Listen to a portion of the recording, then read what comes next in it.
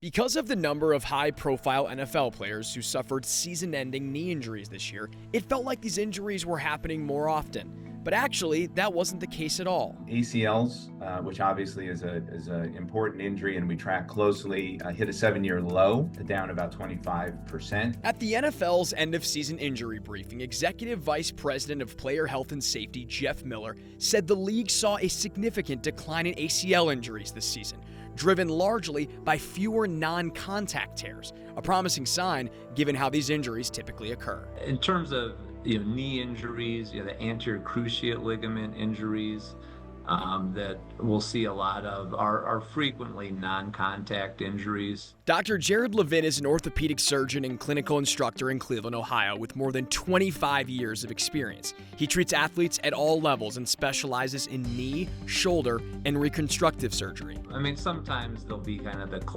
classic dramatic blow to the outside part of the knee. But more often than not, it involves someone either decelerating quickly, landing from a jump a little bit awkwardly, and then the foot is planted on the ground, and then there's forces from the rest of the body that cause the knee to shift out of place. According to a study done by the Orthopedic Journal of Sports Medicine, of the 379 ACL tears that occurred between the 2013 and 2020 NFL seasons, almost 68% of those injuries occurred in-game.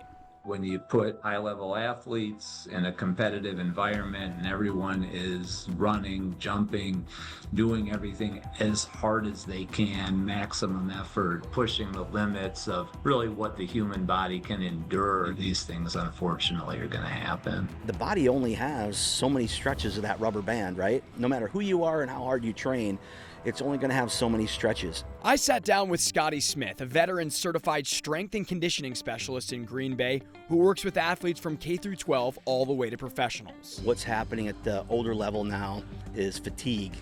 So we start to see some of the non-contact injuries. When the brain's not fresh, it doesn't send the correct messages to the body to do the things that you're asking it to do. I've compared it to like a pilot, right, who has to log hours. Right? You can't fly a plane for so many hours without taking a break.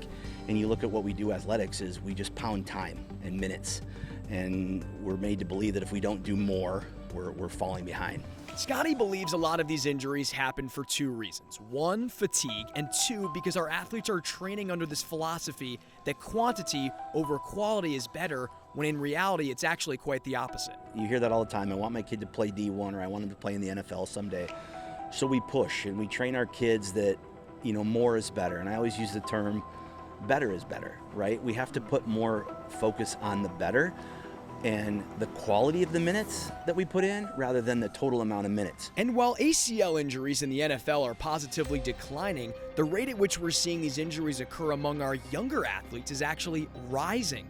Get this, the National ACL Injury Coalition reporting that ACL tears in teen athletes have increased 26% since 2007. We are seeing an increase in these types of injuries at a younger age. Roland Schmidt currently serves as the lead athletic trainer at Wrightstown High School, working with its number of JV and varsity athletes. How important is it that our athletes are educated on the severity of these injuries? I think education is a key component of any injury that we have, specifically with our ACLs. To have them understand the severity of it, to understand that it is a long-term injury. This is a several-month scenario that they need to understand that this is going to shelve them for quite some time. A study done in Oregon by the Journal of Science and Medicine in Sport found that just 1 in 5 high school coaches implement some sort of injury prevention program, despite there being documented evidence that these programs help reduce the risk of lower leg injuries. Now, these injuries certainly will occur, unfortunately, but I think we can take some measures to help prevent those injuries.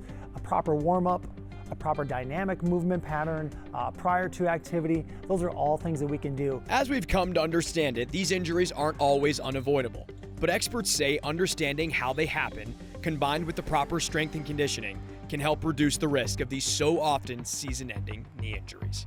Reporting in Green Bay, for Sports Extra, I'm Carson Fowler.